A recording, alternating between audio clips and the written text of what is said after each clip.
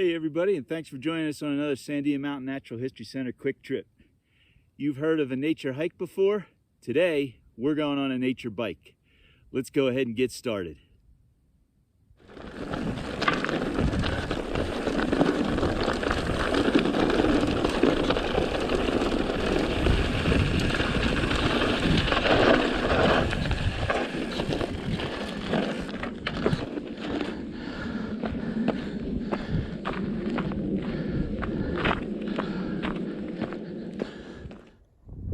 I want to approach this very carefully because it seems like I may have come across a UFO out here in the desert.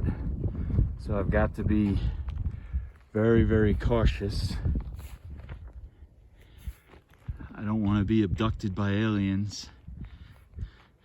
Right now, this seems like a very real possibility.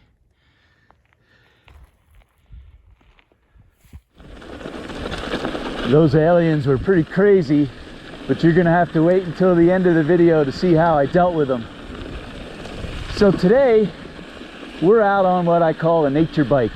You've heard of nature hikes before, but today's a nature bike. However you get out and explore nature, I would encourage you to obviously get out there and do it. But while you're out there, stop and look around, observe, use all your senses.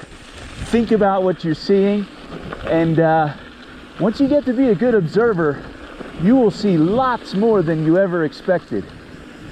So we're going to go out, we're going to make a couple stops on our ride here, and we're going to see what we can find.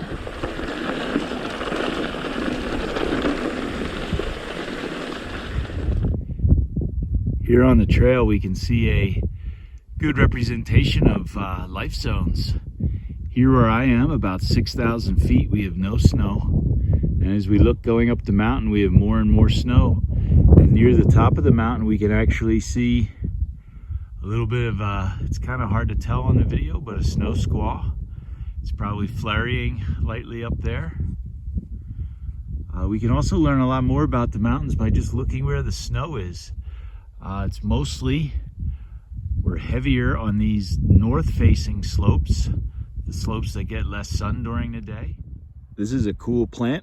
It's Mormon tea, Brigham's tea, Teamster's tea, green ephedra. The most important part is the ephedra part. And it can be used as a medicine. It can be dried and then made into a tea, and it acts as an astringent. So if you have a cold or something, an astringent will help dry up mucus and things like that. That's a pretty cool plant.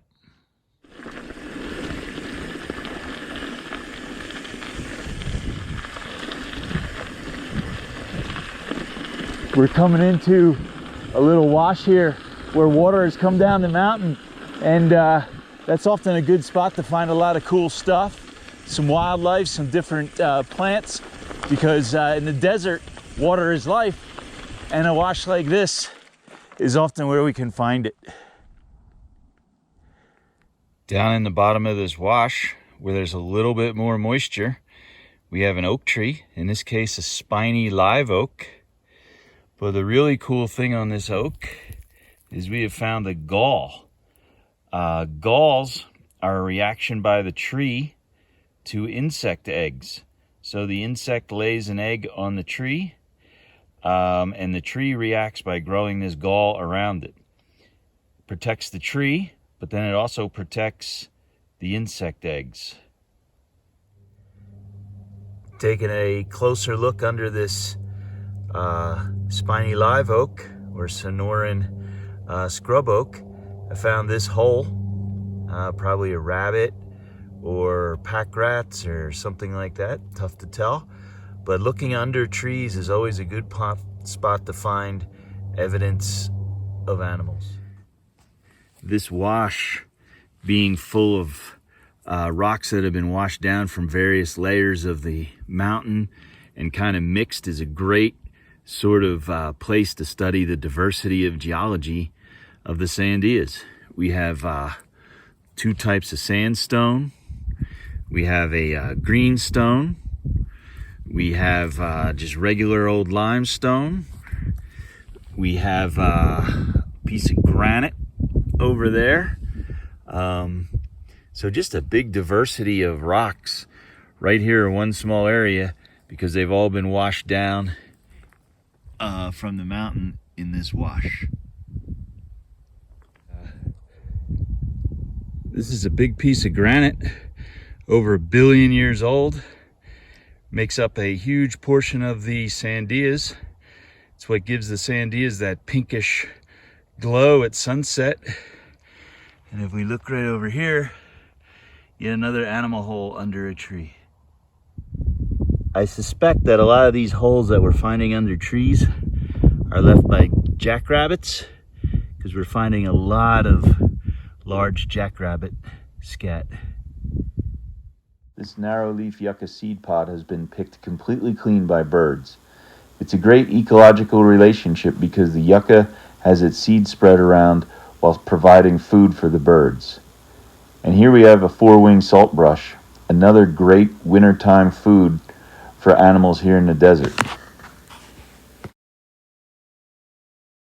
A tiny barrel cactus that can provide a real problem for my tires. I better make sure and avoid these.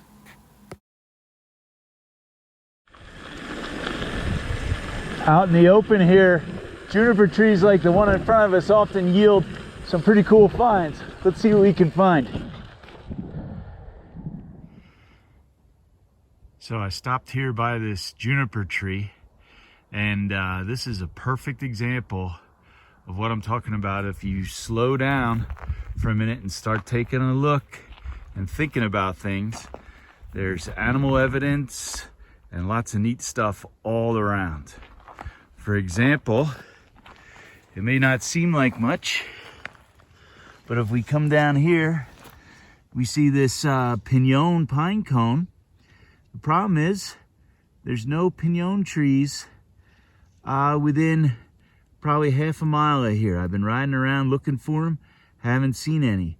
So that's evidence that an animal has brought that under here. They seek shelter under these trees because the trees provide them cover from hawks and even coyotes and things. If we come back out here, we see some rabbit scat. This prickly pear cactus has been eaten by some sort of animal, probably a rabbit. The cactus provides food and much needed moisture in the desert environment. Juniper berries are a awesome source of food for a lot of the creatures out here. Coyotes especially love juniper berries. Here's a little coyote scat on the top of a rock. They do that in order to mark their territory. The other interesting thing is this coyote scat is full of juniper seeds. Junipers like to grow out in the open. Coyotes like to poop out in the open to mark their territory. So the seeds are growing and being planted right where they want. It's a great relationship in an ecosystem.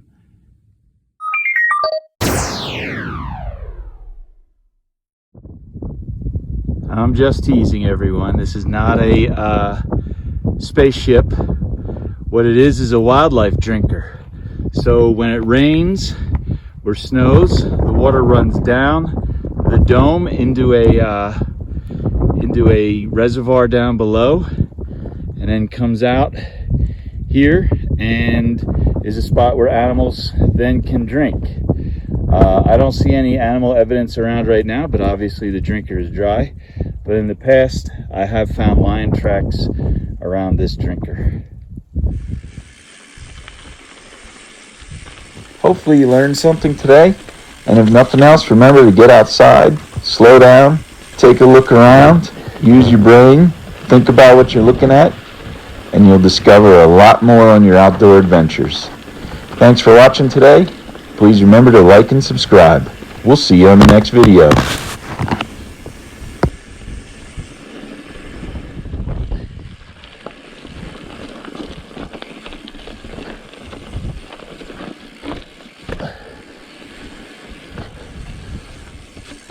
Ugh.